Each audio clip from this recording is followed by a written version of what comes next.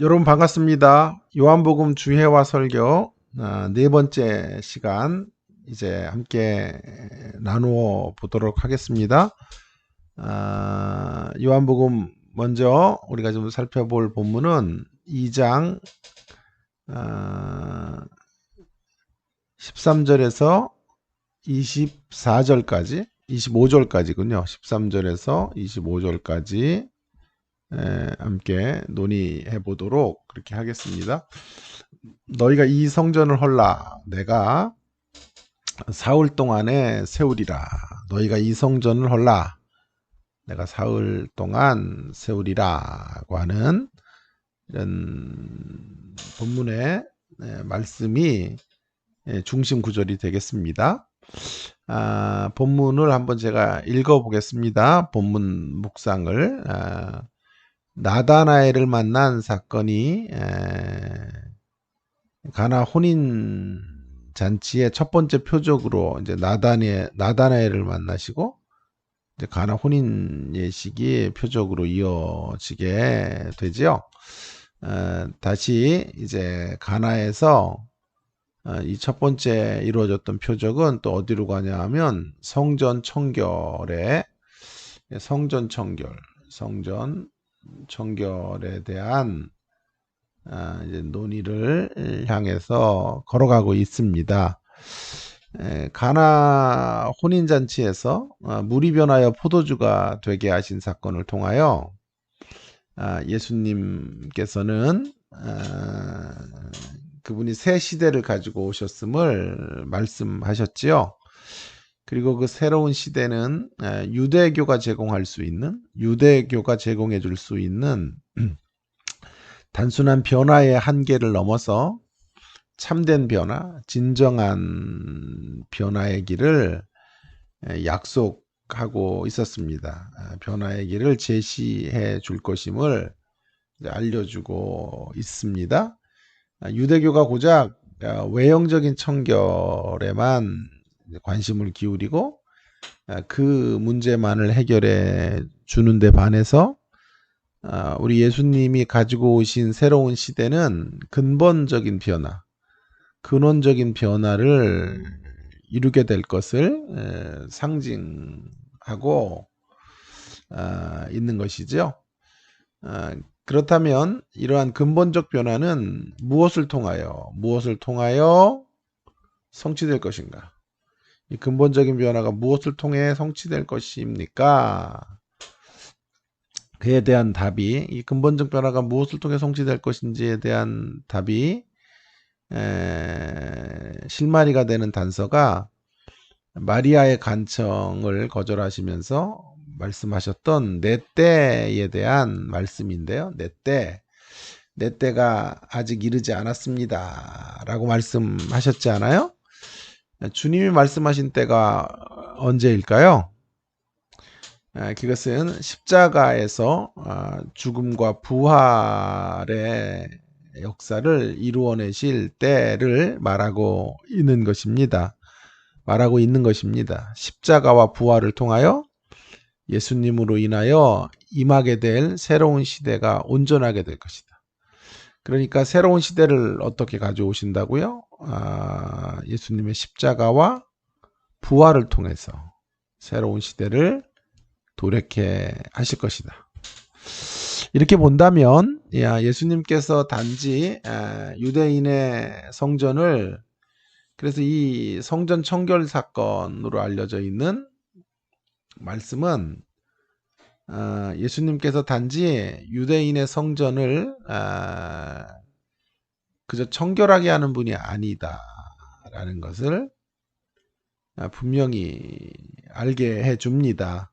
그것을 넘어서 단지 성전이 더러우니 깨끗하게 하겠다 정도가 아니라, 그것을 넘어서 예수 그리스도의 사건, 성육신과 십자가, 그리고 부활을 통하여 이루어질 유대인의 성전 시대가 끝이 나고 새로운 성전 시대, 그 성전은 예수 그리스도의 죽으심과 부활을 통해 이루어지게 될 새로운 성전 시대를 여시는 분이심을 말하고 있다고 할 수 있겠습니다.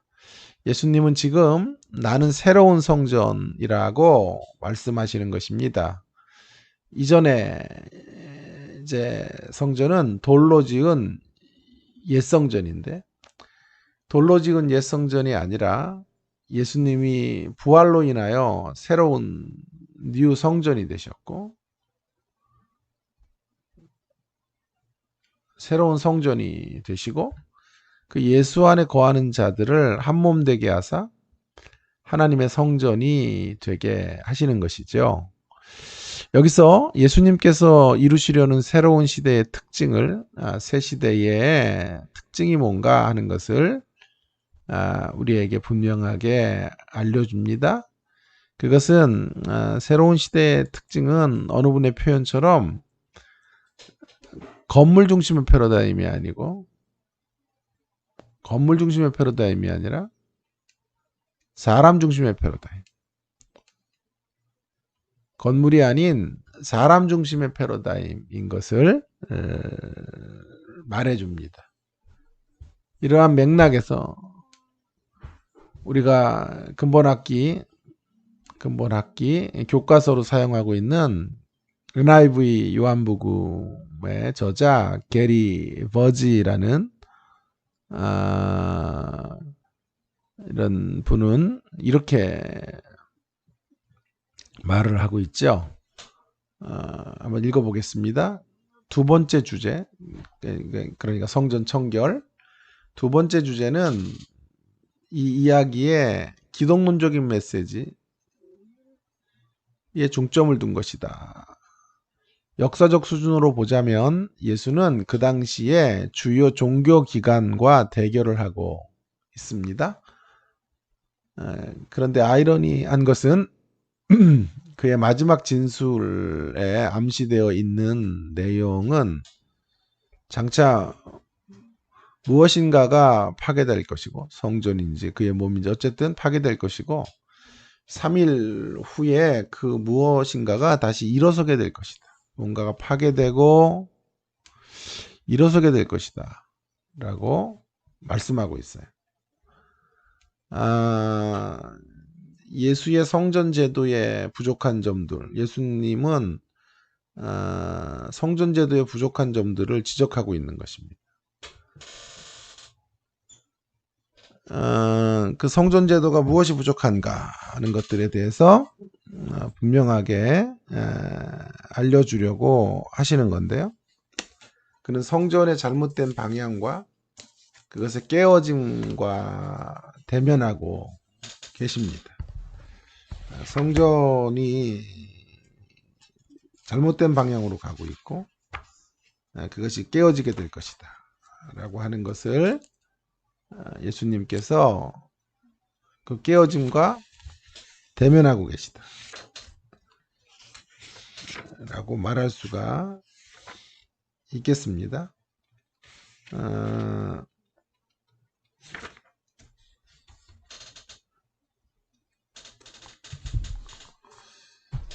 그리고 그 과정에서 복음서 전체에 걸쳐서 나타나듯이 예수는 하나님의 진짜 활동, 진짜 성전. 예수님은 하나님의 진짜 성전은 하나님의 예수님 자신인 것을 드러냅니다. 한번 제가 찾아볼게요. 예수님 자신인 것을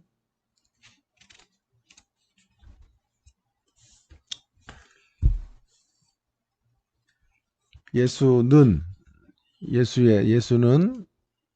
성전 제도의 부족한 점들을 지적하시고 그는 성전의 잘못된 방향과 그것의 깨어짐과 대면하고 있고, 그리고 그 과정 속에서 예수는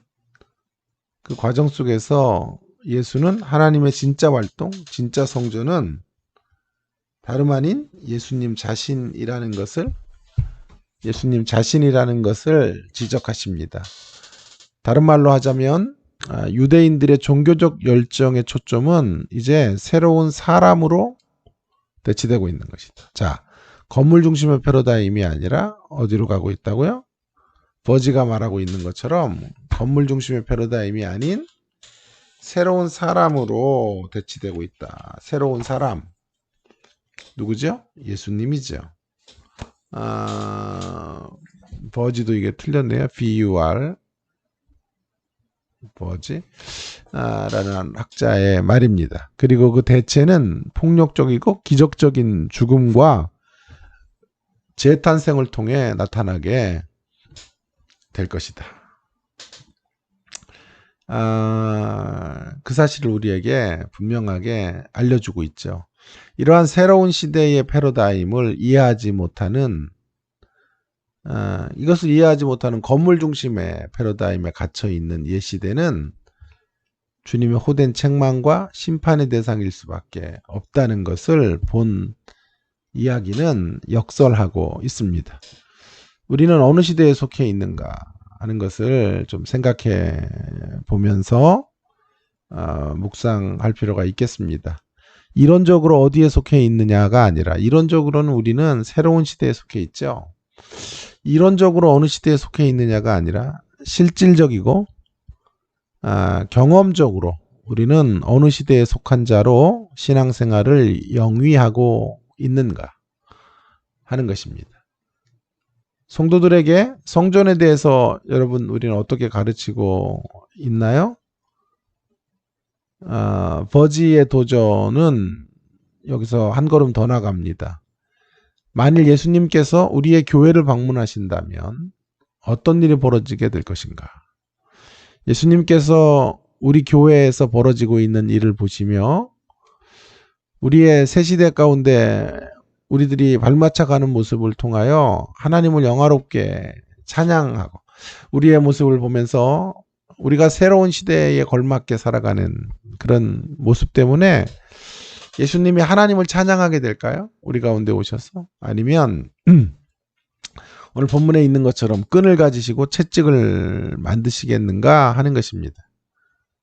내가 이 이야기의 시간을 초월적 의미를 추구해 간다면 이야기의 초월적 의미를 추구해 간다면 나는 여기서 경배를 받으시려는 하나님의 희망과 그 예배를 편리하게 만들기 위해 인간들이 흔히 세우고 설립하는 종교적 기관들 사이에 갈등을 보게 될 것이다. 그러니까 진정한 기관, 진정한 성전이 되어야 하는데 그러지 못하고 있는 종교적 기관들로 전락해버린 거죠. 진정한 종교적인 자리, 그러나 인간적인 종교적인 자리, 이 두 가지는 항상 같은 것이 아니에요. 종교적인 기관들은 그들이 하려고 하는 일이 단지 하나님과의 관계를 편리하게 하는 것이고 우리로 하여금 세상을 변화시키는 일에는 별로 관심을 두게 하지 않을 경우에 그러면 주로 어디로 갈까요? 경제적인 이익이나 사회적 이슈들을 추구하는 대로 재정적 이익이나 그러니까 이제 성전에서 장사를 하고 하는 일들이 벌어지게 된 것이죠. 자, 중요한 것은 예수 그리스도를 통하여 패러다임이 바뀌었죠. 건물 중심의 패러다임에서 무슨 패러다임으로요? 예, 사람 중심의 패러다임. 그리스도께서 성전 되시고 또 그리스도 안에 지어져 가는 우리들 안에 속해 있는 우리들이 성전이 될 것이다. 그렇게 말씀하고 있는 거죠. 자, 이제 다시 한 번 더 분명히 제가 강조하겠습니다. 예수님께서는 손으로 지은 건물의 성전 시대를 종결하시고 자신의 죽음과 부활을 통한 성전 건축을 말씀하고 계신 거죠. 자신의 뭐요? 죽음과 부활을 통한 자신의 죽음과 부활을 통한 성전 건축을 말씀하시는 거죠. 교회는 바로 그 부활하신 주님과 한 몸 된 자들의 공동체인 것입니다. 몸에 많은 지체가 있고 그 지체들의 역할이 다르지만 흔들릴 수 없는 공통의 기초는 예수 그리스도의 죽으심과 부활을 통해 세워진 사람들이다 라고 하는 것입니다. 그렇다고 한다면 교회가 예수님이 육체를 부어서 세워진 예수님이 육체를 찢으시고 건설된 공동체이라면 늘 우리는 십자가 정신 위에 서 있어야 한다. 첫 번째.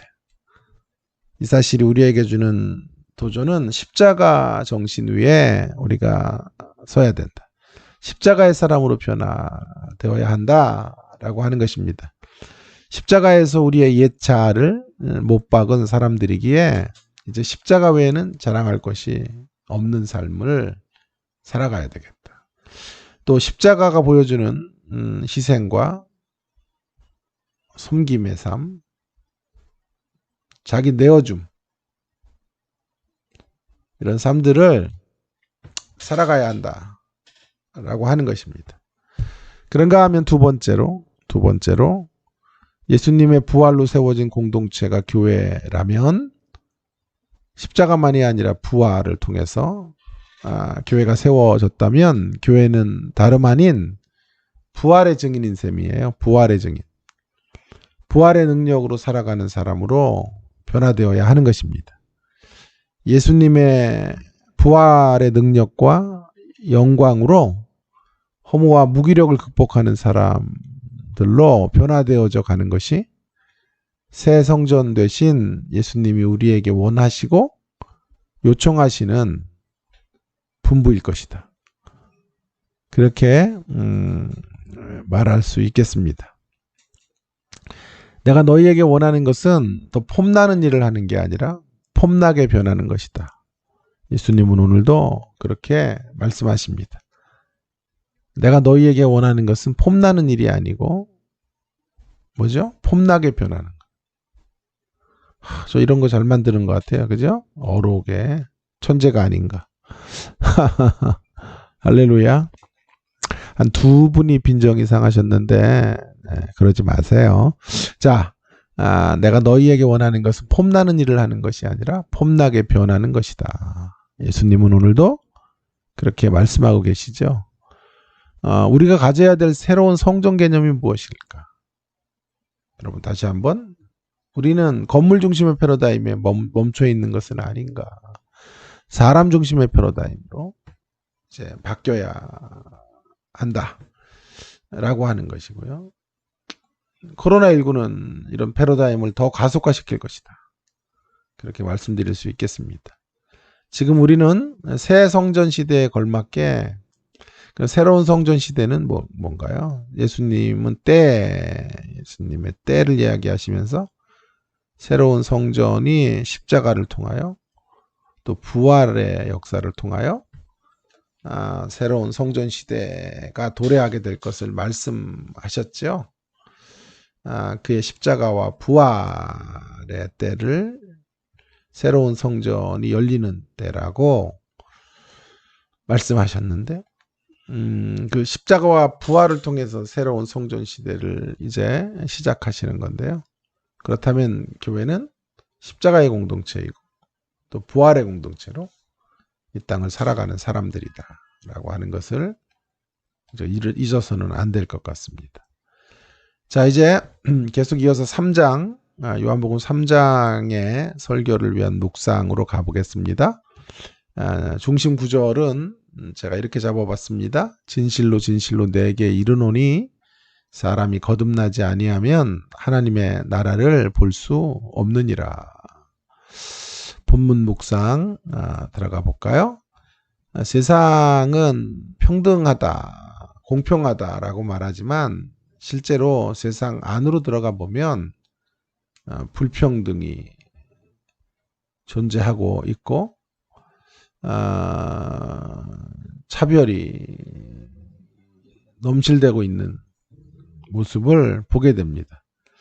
그래서 겉으로는 세상은 평등을 내세우지만 현실적인 자리는 정반대의 모습이라고.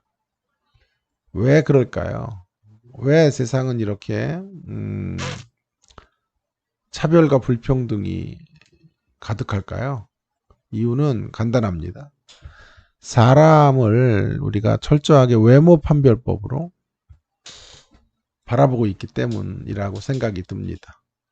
그 외모 판별법을 저는 첫 번째 출생에 속하는 사람으로 대하는 거예요. 첫 번째 출생에 속하는 사람. 그래, 첫 번째 출생에서 부모로부터 출생한 거죠. 어떤 사람은 강남에 던져지고 또 어떤 사람은 정말 아프리카 오지에 던져지고, 그럼 우리가 원했던 것은 아니지만 우리는 그런 자리에서 삶을 살게 되는 것이죠. 그게 다 첫 번째 출생에서 우리 갖게 된 것인데, 그 첫 번째 출생에서 갖게 된 것들, 학벌이랄까, 부랄까, 명예랄까, 외모랄까, 가문이랄까, 이런 것들이 좋으면 대접을 받아요. 그러나 그렇지 않으면 엄청난 차별과 불공정한 규칙 가운데서, 또 룰 가운데서 살아가야 돼요. 여러분, 우리 주님은 바로 이런 세상을 안타깝게 바라보고 계셨다라고 하는 것이 요한복음 3장의 니고데모 이야기의 핵심이 아닐까 싶습니다. 너무도 안타깝게 바라보고 계시고, 주님 왜 오셨냐 하면 그렇게 일그러질 대로 일그러져 버린 첫 번째 출생의 가치관이 지배하는 어두운 영의 가치관의 세상을 도전하기 위한 거예요. 그런 세상 속에 예수님은 두 번째 가치관, 위로부터 다시 태어나는 두 번째 가치관을 가지고 살아가는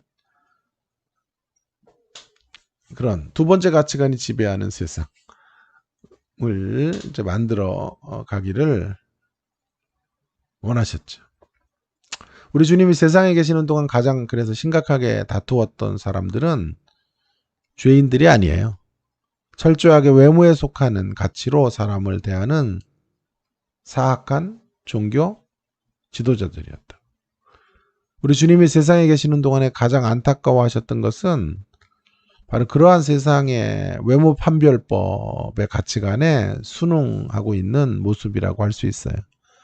그런 모습으로 신자들이 살고 있고 제자들이 살고 있는 모습이 가장 아픈 주님의 가슴앓이였다.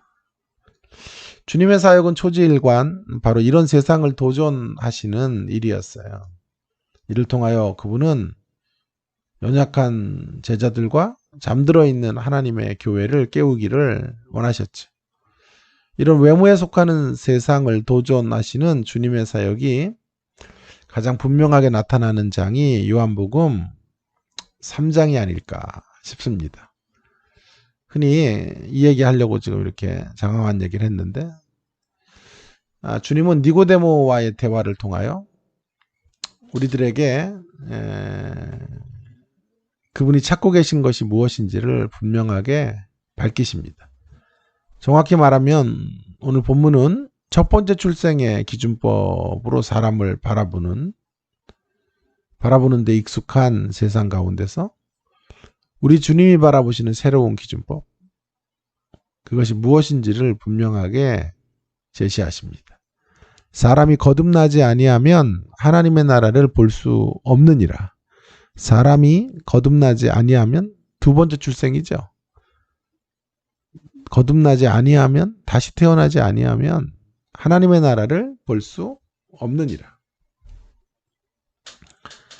이 말씀은 주님이 찾으시는 두 번째 출생의 가치관, 찾으시는 것이 바로 두 번째 출생의 가치관인 것을 분명하게 알게 합니다. 두 번째 출생의 가치. 주님이 찾고 계신 것은 그 사람이 첫 번째 출생에 속하는 무엇을 가졌느냐. 첫 번째 출생의 자리에서 그가 소유한 것이, 첫 번째 출생의 소유 가운데서 그 무엇을 소유하고 있느냐 하는 것이 아니에요. 자, 주님이 찾으시는 것은 위로부터 다시 태어나는 두 번째 출생에 속해 있느냐. 두 번째 출생의 가치관을 가지고 살아가고 있는 사람이냐. 존재라는 말로 이야기해 보십시다. 새로운 존재, 새로운 실존, 더 많은 소유를 얻고 더 많은 것들로 자기를 피할할 수 있는 사람이냐가 아니라 과연 새로운 존재로 변화된 자인가? 두 번째 출생의 가치관으로 살아가고 있는가 하는 것에 대하여 주님 묻고 계시고 바로 이 일을 위해 오신 거예요. 첫 번째 출생의 가치관의 세상 가운데 도전하시며 두 번째 출생의 가치관, 그러니까 하나님 나라 가치겠죠. 그 하나님 나라의 가치를 받아들일 수 있는 사람들을 만들어가는 그 일을 유대교는 못해요. 유대교는 할 수 없어요. 예수님만 하실 수 있어요. 새로운 시대가 도래해야만 가능해요. 유대교의 철저한 무기력, 한계, 그 대목을 분명히 보여주시며 그것과 대비되어지는 예수님의 위대하심과 예수님의 능력과 예수님의 사역에 대한 이야기를 해주는 것이 가나 혼인잔치 이야기예요. 그리고 두 번째, 예수님께서 이런 두 번째 출생의 가치관의 세상을 위하여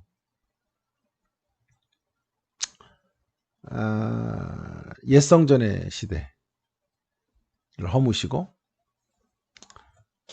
그 새로운 가치관, 그 두 번째 출생의 가치는 주님의 복음 사건으로 변화되는 거거든요. 복음 사건. 복음이 뭐예요?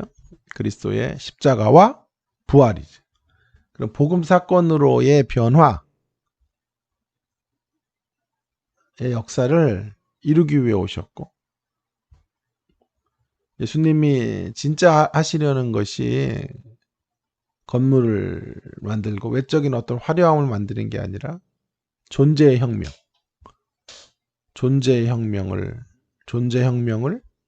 이루고 십자가의 사람으로 부활의 가치관을 따라 살아가는, 부활의 능력으로 살아가는 사람들을 세우는 것이다 하는 것을 말해주는 이야기가 성전 청결 사건이. 이해가 되세요? 그런 맥락에서 우리는 이제 니고데모 이야기를 보게 되는 거죠. 주님이 지금 찾으시는 것, 바라보시는 것은 세상의 관점에서 니고데모가 어떤 것을 소유한 인생이냐 별로 관심 없으세요. 묻지도 않으세요. 그런 거. 주님이 지금 바라보시는 것은 주님 안에서 그가 누구냐, 하나님 안에서 그가 누구냐, 세상 안에서 발견되는 나의 모습이 아닌 정말 우리에게 중요한 건 하나님 안에서 발견되는 나. 세상 안에서 발견되어지는 나는 철저하게 세상의 기준법 가운데서 나의 정체성을 확인하는 거예요. 그러나 하나님 안에서는 내가 누구냐라고 말할 때 하나님의 새로운 판별법에 의해서 나를 규정하고 나의 정체성을 확인하게 되는 거죠. 그런 의미에서 우리의 도전은 뭐냐면 우리가 해야 될 일들이 무엇이냐라고 묻는다면 바로 이것이죠.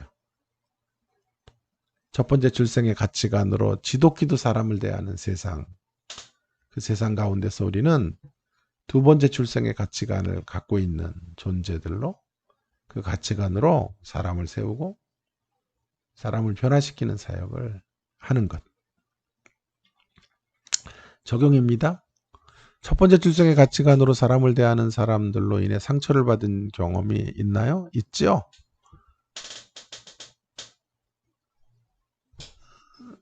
저는 뭐 십몇 년 된 차 막 옆이 찌그러지고 이런 차 끌고 호텔 같은 데 못 가요.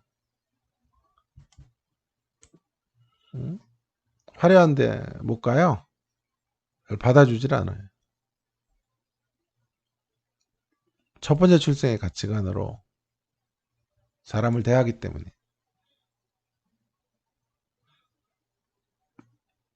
그래서 새빵살이를 해도 지하 단칸방에 살아도 차는 외제차를 끌어야 돼. 그 지독히도 이 세상의 첫 번째 출생의 가치관으로 사람을 대하고 있다는 증거죠. 예수님의 정신을 따라 살아가는 공동체라면 이제 어떤 기준으로 사람을 대해야 할까요? 두 번째 출생의 가치관으로 사람을 대하는 우리가 돼야 되겠다. 이 부분에 대해서 제가 너무 귀한 메시지이기 때문에 감동하여 설교문 하나를 제가 만들었어요. 지금 내용을 이제 확장해서요.